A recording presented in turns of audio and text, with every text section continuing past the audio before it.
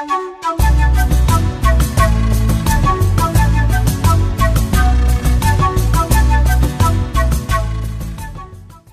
petit garçon, fils de prince, avait été un jour réprimandé sévèrement par son précepteur. Le soir, il était bien triste. « Comme on est malheureux, pensait-il, quand on est enfant. On a des leçons à apprendre, des devoirs à faire. Oh, pourquoi le temps ne va-t-il pas plus vite? Que ne suis-je déjà un homme? Comme ma vie serait heureuse si j'en pouvais à mon gré hâter les jours. » Tout en pleurant, l'enfant s'endormit. Le lendemain matin, en s'éveillant, il entrevit à côté de lui une jolie bobine de soie, au reflet chatoyant, qui brillait aux rayons naissants de l'aurore.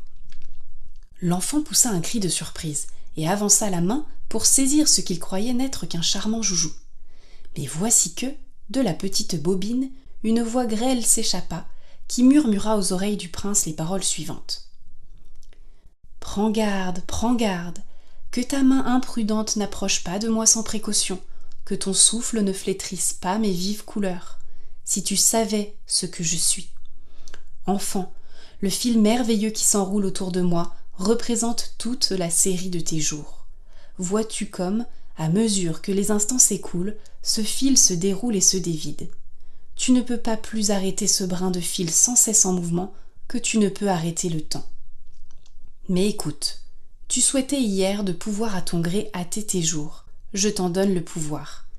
Dévide ce fil de soie, et en même temps, tu verras tes jours s'enfuir en toute hâte, comme s'ils étaient le long de ce fil. Mais rappelle-toi que ta main, qui peut le dévider tout entier en un instant, ne pourra pas en pelotonner de nouveau un seul brin. » En entendant la merveilleuse bobine, le prince avait retiré sa main prête à la saisir. Il la regarda pendant longtemps sans oser y toucher. Enfin, il s'enhardit. « Je vais tirer le brin de fil, pensa-t-il, mais bien peu, seulement de manière à passer un jour. » Et du bout des doigts, il tira le fil. Sa journée s'était déjà écoulée.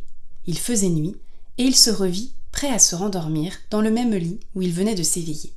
« Me voilà bien avancé, » s'écria le jeune prince. « Un jour de passé, ce n'est pas assez.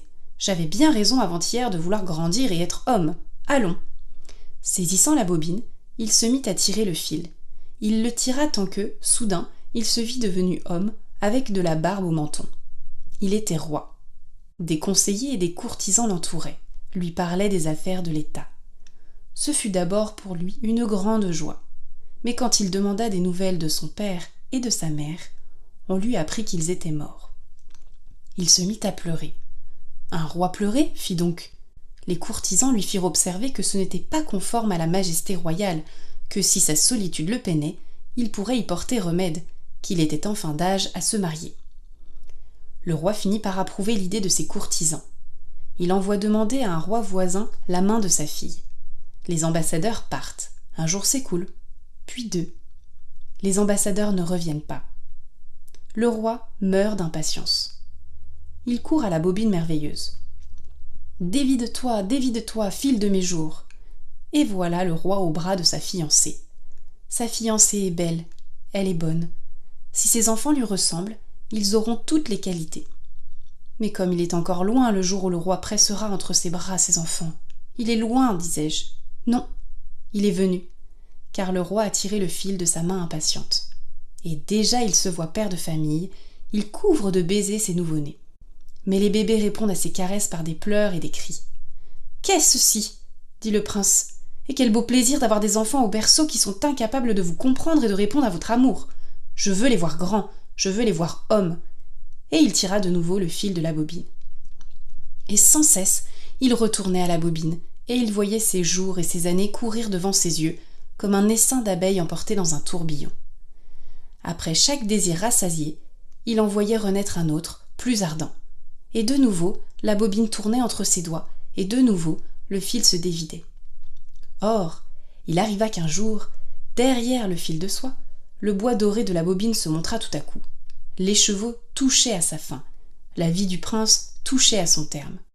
De surprise et d'effroi, sa main laissa échapper la bobine. Mais il la ramassa bien vite, il la mit en lieu sûr.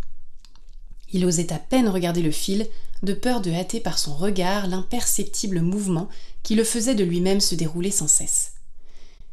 Il eût voulu ralentir les battements de son cœur afin de prolonger cette vie qui devait s'éteindre aussitôt. Il s'accouda sur la table où il avait posé la bobine merveilleuse, et là, tandis qu'elle continuait son mouvement perpétuel, il essaya de ressaisir par la mémoire les jours si vite passés. Comme sa vie était vide. Qu'avait-il fait dont le souvenir pût lui rester maintenant? Il se voyait vieux, infirme.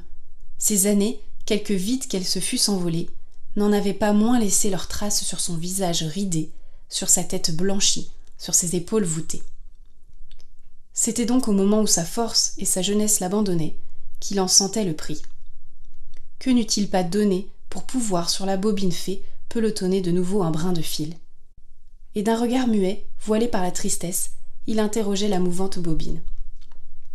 Une voix se fit entendre. Sa pensée avait été devinée. « Ce que tu demandes est impossible, ô prince. Les jours passés ne reviennent point. Tu n'es pas le seul qui ait dépensé sa vie follement. Combien d'imprudents te ressemblent, combien qui passent leur vie à attendre, impatients, le bonheur qui ne viendra pas pour eux. Ô prince, ta vie te paraît vide, c'est que tu ne l'as point remplie de bonnes actions. Elle te paraît malheureuse, c'est que tu n'as point su bien l'employer. À quelle œuvre as-tu travaillé? Ta main oisive a-t-elle fait autre chose que de dérouler impatiemment ce fil qui était celui de ta vie? Ton impatience, au fond, était de la paresse. Va si tu n'es pas heureux. C'est que tu ne l'as point mérité.